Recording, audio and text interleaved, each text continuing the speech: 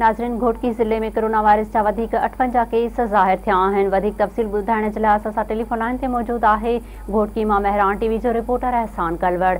जी एहसान, तफ़सीलन खां आगाह कजो।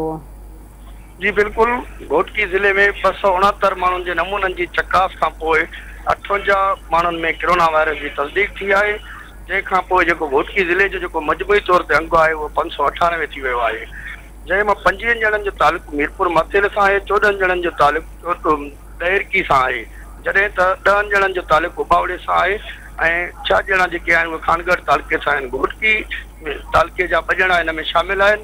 ऐं तव्हांखे इहो ॿुधाईंदो हलां त कोरोना जो जेको अंक अखर रोज़मर्रा जे हवाले सां ॾींहों ॾींहुं वधण जे करे ज़िले इंतिज़ामिया पारां घोटकी ज़िले जे 4 इलाइक़नि खे सील करे छॾियो आहे, जिते आम माण्हुनि जी अच वञ ते या जेके माण्हू उते घरनि में रहनि था उन्हनि जे ॿाहिरि निकिरण ते बि पाबंदी लॻाई वई आहे। जी एहसान, अवां जी महिरबानी।